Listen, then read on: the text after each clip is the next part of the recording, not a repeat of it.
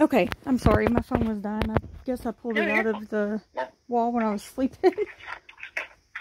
I have definitely done that, so I totally understand. Okay, so, what was the blood work that came back, the blood test you did? Yeah, so we did a whole bunch, as I'm sure you remember, having to give half your blood away.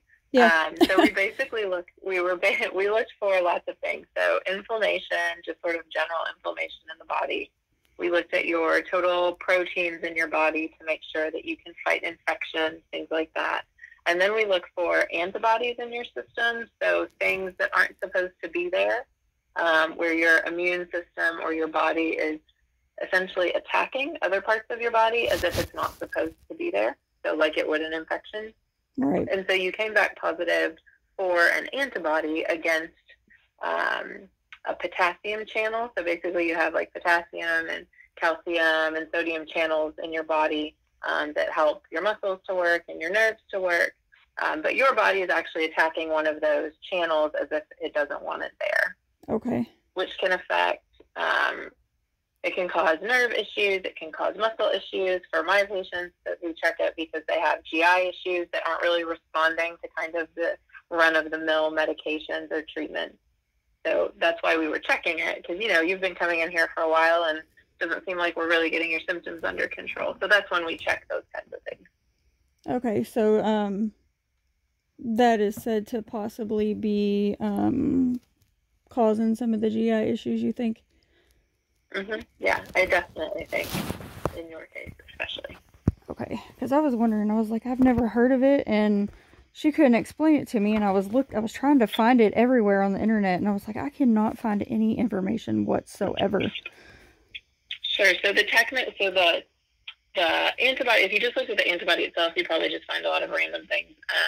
But what it's actually called, the diagnosis that we use in GI, it's autoimmune gastrointestinal dysmotility. Okay. So basically, an immune problem causing your GI tract not to work the way it's supposed to. Okay, that makes more sense. So then what the treatment does, so what the medication that you'll be getting does is, one, kind of resets your immune system so that it ideally will quit making an antibody that it's not supposed to, and then at the same time bind up the antibody that's there that's not supposed to be there. So what we'll do is those 12 treatments, and then we'll repeat and check and see, and I would anticipate that antibody that we detected this time will either be gone or, and then we base if we need to do more on that antibody level and then your symptoms. Okay, so yeah, I was wondering, I was like, I didn't know if that test if there was like a range or if it's just a positive or a negative. So it's less than 80 is normal and more than 80 is abnormal, but it's not, like the higher it is, it doesn't mean it's more significant, if that makes sense. Gotcha. Yeah, that makes sense. Yeah, it's kind of just a cutoff, basically. Yeah, I was just wondering, because I've been reading a little bit about like IVIG, and I was just wondering, I was like, everybody seems to get it like way less than what I would be getting it. Right. So I was just wondering, I was like, how long, like, do you think I need this, or? So yeah, what you were reading was probably for people who are on it like lifetime for things like immune deficiency, like where they can't fight infections. Right. And that treatment regimen is different. And for something like MS and some of those things, they do like a high dose for a short period and then they're off, and then they use it when they flare. So we do everyone for 12 infusions, and then we repeat the labs, and based on the labs and their symptoms, we either do 12 more infusions weekly, or we back off like every other week, and then over time taper you off. So it's not something you're on all the time or lifetime. It may be something that we end up doing, in a few years. If your symptoms pop back up, then, do another 12 weeks. But, who knows what our treatments will be in a few years from now. Yeah. But yeah, what you find, if you just look up IVIG on the internet, you're going to see a lot of stuff for immune deficiency and just some other reasons that it's used, but the dosing regimen is different. Okay. That might be a little confusing when you look it up. Yeah, I was confused. I was like, oh, God. Yeah, like, I was wondering, because everybody was saying it kind of depends on, like, how much of the antibiotic you get and, like, the rate that they give it to you. Not antibiotic. So we give everyone, Yeah, the dose. So we give everyone, we start them over a 6-hour infusion the first time just to kind of see how you tolerate it. And then we can increase, most people, especially young people, tolerate it really well. So should be able to get you up to about 3.5 to 4 hours on the infusion. Okay, because I know that you give like Zofran and Benadryl and stuff like that. Some fluids kind of keep you nice and hydrated. Okay, yeah, I was just wondering. I was like, I really don't want to take something that's going to make me sick and give me a bunch of side effects, because I finally got my migraines to go away, which I haven't seen you since I've had that happen, but they put me on the Amavig shot, and I've not had one migraine since then. Amazing. Yeah, and I was like, oh no, please, I don't want something that's going to cause headaches all the time. Yeah, every patient I've had who started the Amavig has done really, really well with it. So it's by far the most amazing medicine I've ever had. Nothing has ever helped my headaches before. I'm very glad that you got it. As far as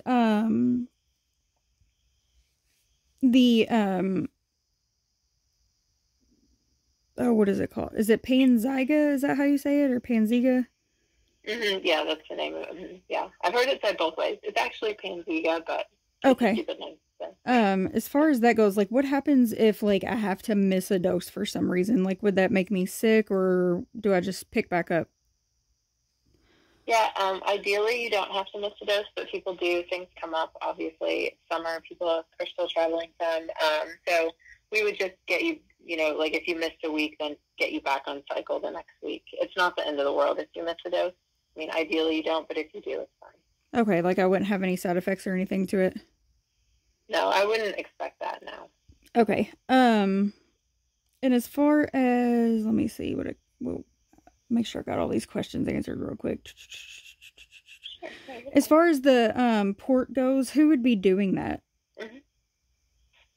So I believe we have it scheduled. I'm pulling that up right now. It's the 13th. So it's either done by interventional radiology or a vascular surgeon, but I believe I have you on with interventional radiology.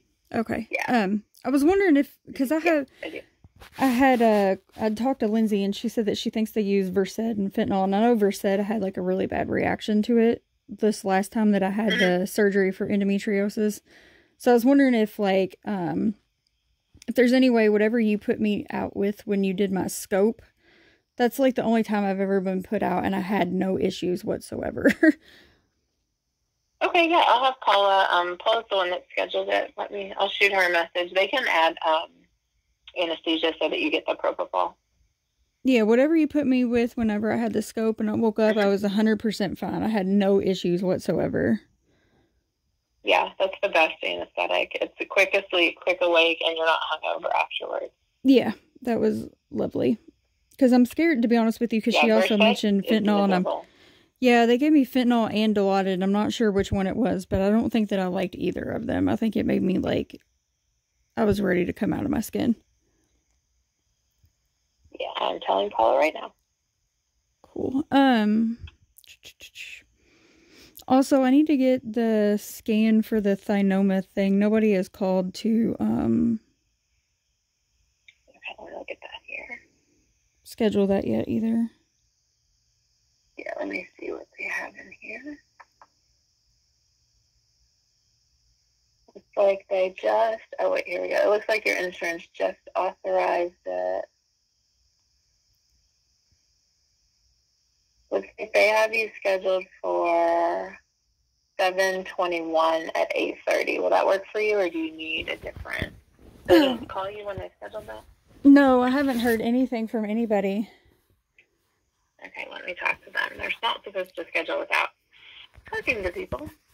Yeah, I've been wondering. I'm like, because I asked her, I was like, can I get that done before I do anything? And she was like, yeah, of course. And I'm like, I haven't heard from anybody for anything. So I have you down at 7/21 at, arrive at 8:30. Yeah, that's fine. Can you do that day? Yeah, that's fine. Is that, okay. Is that at the same building you're in? Yeah, it's on the second floor. Okay. Suite 210. And I will have them call you to give you all the details again. Okay. So also I was wondering that the 2 fluids a week seem to be working pretty well. Okay. When I go back to work, my schedule is so stupid. And since I'll have the port, I know that you can access a port like once a week and leave it for a few days. Is that right? It is. Mm-hmm. Will I be able to get fluids like to myself so that way because when I go back to work, I don't know that my schedule is going to work with a nurse or even a hospital. I was having a hard time working and being able to do that. So if I still need the fluids, will I be able to like do them myself as I need them? Yeah, if they leave you, so if your nurse has you accessed or leaves you access, then you can attach fluids or IV meds and give them to yourself as needed. Okay, yeah, because I was like... And we can write for them a little more often. You know, we can kind of play it by ear. If you feel like twice a week is good, then we'll leave it the way it is. If you feel like you want an additional like bag around just in case you have a rough day, we can write it for 3 times a week. But yeah, we can kind of play it by ear. But yeah, once you're accessed, you can administer the meds or fluids yourself. Okay, because I was wondering, I was like, oh man, like, how am I going to go to work and have all these infusions every week? And then I was like, my friend was like, dummy, I think you can do it yourself. And I was like, oh, okay. So I looked it up and I was like, well, maybe, because they make me so tired when I get them, they like wipe me out for the whole day. So I was like, maybe I could do them like at night when I get off work. It would be way easier for me to tolerate it that way, probably. Yeah, you can do fluids while you sleep. That's totally fine. Okay. And let's see. Let me make sure I got all this. Port, safe heart, yeah. Scan for how long, how much rate. Okay. The only other thing that I had a question about was Benadryl, like pills like have seemed to make me kind of nauseous, and I know you got to take Benadryl with it, but is that different when it's like through an IV than just taking the pill? Yeah, most people don't get GI side effects from it. For most people, when we do it IV, it helps with their nausea a little bit. Okay. So I anticipate you'll tolerate that pretty well. Okay. And as far as side effects to the IVIG itself, what are we looking at mainly? So the first couple infusions, people tend to be a little bit tired the next day, maybe a little bit achy, sort of like you have like a mild flu. Those are kind of the big ones, is just sort of fatigue, especially in somebody who's younger. I anticipate you'll tolerate the fluid itself well in terms of volume. I don't anticipate that you'll swell or anything like that. And then after the first couple, your body kind of gets used to it, and people don't really have a lot of side effects from it. Okay. My main concern is the nausea and the vomiting. I could care less about anything else. I just don't want to end up puking everywhere. Oh, of course. So I was wondering how often, like, do people usually tolerate it stomach-wise pretty decent? They do, yeah. Okay. Cool. Well, I think that is everything that I need. Okay. Yep, I think that covers everything. I was just super nervous. I was like, she couldn't tell me what the potassium thing was, and I was like, I don't know what's going on here, so everything I was finding on the internet... Yeah, it's a little... like, everything I was finding on the internet was, like, didn't seem to fit, and I was like, what in the world? Yeah, we're fairly specialized here, so that's why. But yeah, Lindsay was, helping me out, kind of getting people in during all this wonderful COVID stuff. So she was getting all that stuff done for me, but it's not really her specialty, so explaining it is more my thing. So. Yeah, she was like, she's the brains behind the option, the thing, so she was like, I don't know. I don't know about that, but... Yeah, it was like, well, I have a friend that actually has the potassium, but she's also got the sodium one too. So she kind of explained a little bit to me. Okay. She actually goes to you guys. I think she sees Abel, but I was looking and I was just Googling like IVIG, like gastroparesis. And the first thing that popped up is that's what Dr. Klein at the Cleveland Clinic wants to do to people for it. And I was like, Yeah, he does a fair amount too. I would say we're the two places we're the two of the, like 10 GI motility centers. So. Yeah, I was like, I don't know. Oh, one more thing that a question about, as far as the port goes, somebody said that I would see it or feel it in my throat. Were they stupid? Because that doesn't seem right to me. Yeah, no, you won't see it or feel it in your throat. Okay. I was like, I don't think that you know what you're talking about, but it made me nervous. So I was like, I'm going to ask about that. No, they might have had a port confused with something else. I don't know. Okay. Yeah, I wanted to do the port because I didn't want the ones that hang out of me, because I actually work with camels and they try to eat my hair and stuff all the time. And I was like, I got a feeling this is going to be like... yeah, you don't want a camel to eat your eat Yeah. your line. That would be bad. Yeah. So as far as like the safety of the port and everything go, like risk of infection, is that, you know, like, is that okay, like with my cats crawling up on me and snuggling on me and everything like that? Yeah, I would, it'll be covered for the most part. It'll be covered when it's accessed, and then when it's not accessed, it's no risk of infection. So as long as you've got like your dressing over it, which the nurse will do, Okay. You're fine with your cats. And yeah, I went ahead and cleaned my bathroom and bleached everything and moved the cat's litter box and stuff so that I could have like a super clean area. Nice. Okay, and then I need to schedule to get the first IVIG.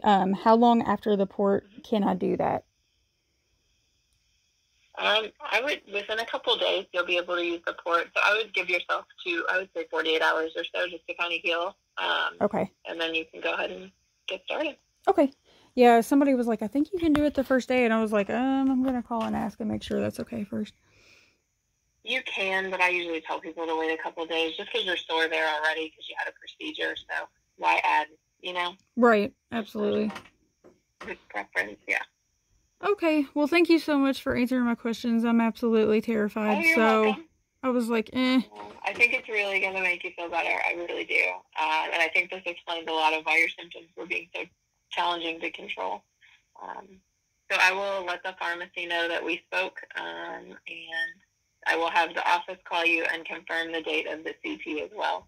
And then Paul is working on getting anesthesia with your port so that you don't get the Versed and fentanyl and all that good stuff. Yeah. Whatever you did during the scope was amazing. Mm-hmm. Like, I actually woke up and was able to, like, function. And I was like, oh, okay. Well, I hope you have a good day, and I will be talking to you soon. Okay, thank you so much. All right. All right, Thanks, bye. Lauren.